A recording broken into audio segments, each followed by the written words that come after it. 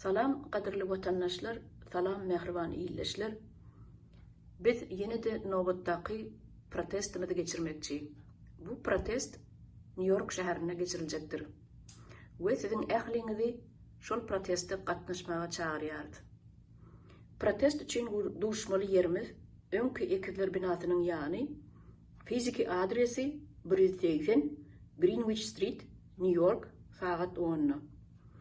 Vatan seviciler, studentler, yaşlı, yaş kiçiler, sizin ehlinizi vatanına, yurduna bolan hormatınızı görkezmeye çağırıyarız. Ve ertirke geçirilecek Belarus doğanlarımızı gollamağa gelecek adamların sani 10'a yetti. Ve siz onları Türkmen tuğumuzdan tanap bilirsiniz. Sizin ehlinize Ullokan Tanrıl Kazın aytmak izleyerin. Hoş sağ olun.